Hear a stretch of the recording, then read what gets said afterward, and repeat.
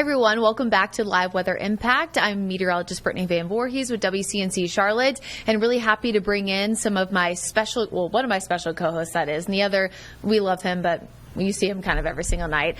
Chief Meteorologist Tim Buckley from WFMY. But our special guest is Robbie Berg. He is the Warning Coordination Meteorologist for the National Hurricane Center. So, Tim, Robbie, welcome. Great to see both of you.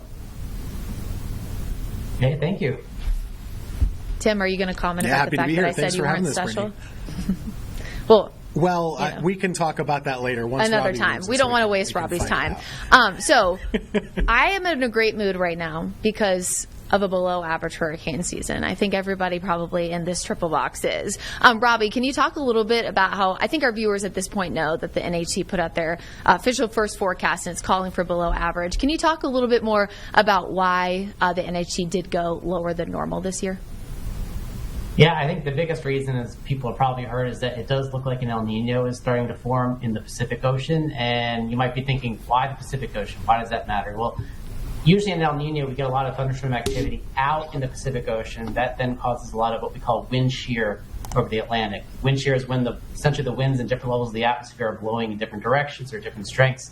And hurricanes do not like that type of condition. So if we end up having that higher shear, that would tend to suppress hurricane activity across the Atlantic. So because of that reason, NOAA has put out that chance, essentially a 55% chance of below normal, about 35% chance of near normal. Probably the best news there is that the chance of an above normal season is only 10%. So this would be great because it's been almost 11 years since we really had a below normal season in the Atlantic.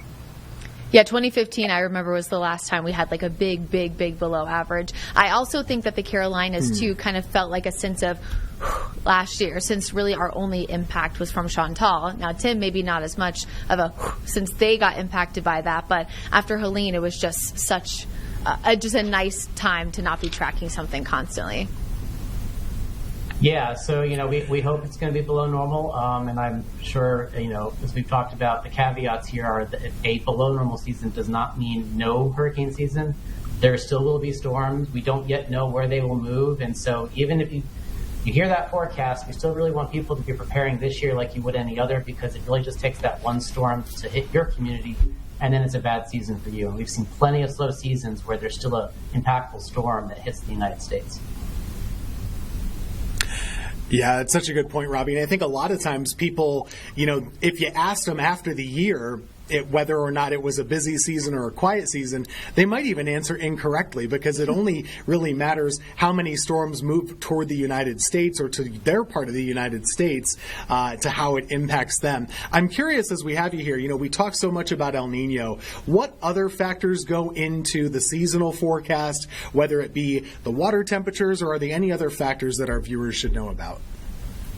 Yeah, there are other factors, and that's probably one reason why you're not seeing a higher probability of a below normal season. One of them is that the water temperatures in the Atlantic are still a bit warmer than normal, especially down in some of the tropical areas, and that can fuel storms. We also look at the strength of the trade winds in the Atlantic. So the trade winds are essentially the winds that flow from east to west across the tropical areas. When those winds are lighter than normal, that tends to foster more tropical development as well, and that's what we're seeing at the moment. So even though the El Nino looks like it might be developing and it could be strong, there are some other competing factors that could still allow the storms to form. And that's why there's not 100% confidence in a below normal season, but that is the most likely scenario at this point. And Robbie, the NHC does behind the scenes what we call experimental, things where they'll test out behind the scenes before they make them operational, where they're actually implementing them. There is a new tool that you guys are implementing this year that has been experimental in the past. Can you talk a little bit about that change? Yeah, so we've been experimenting for the past couple of years on our cone of uncertainty, or our track forecast cone, and depicting what we're calling inland watches and warnings. So take a storm like Helene. We knew that there were going to be strong winds all across the Western Carolinas, and tropical storm warnings were issued for those areas. So we are able to depict that on our cone now, not just depicting the coastal watches and warnings. So that is a change that people will see this year on hurricanes.gov, our website, when they're looking at that track forecast cone. A big part of your role at the Hurricane Center, I'd imagine, is getting people to understand the information that you're sending out, getting the public to react in the right way. What are the biggest maybe misconceptions or myths that you see every year that you're continuing to fight against? Yeah. So continuing on that theme of the cone, one of the biggest misconceptions we see is people think that if you're in the cone, you're at risk of getting the hazards of a storm. If you're outside the cone, then you're safe. And that's just unfortunately not true. The cone really only tells you where the center of the storm may travel. But we know that hurricanes are big. Tropical storms and tropical depressions can be big.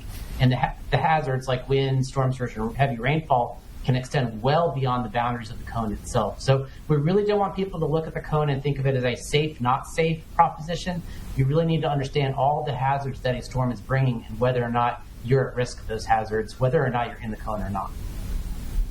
Robbie, I know that, or I guess it was late last year, technically, NOAA had kind of announced that they were going to be utilizing some new tools and developing some more AI-driven weather models. And we've talked about, you and I, the AI models in the past, where it's not a replacement for the physics-based. It's kind of like another tool in our tool belt. Are you guys optimistic that, I guess, the combination of the physics-based models that we know are normally a little bit better with intensity and the AI models that sometimes have done better in the past with track, are you guys optimistic that that will make for an even, I guess, better hurricane season in terms of tracking ability?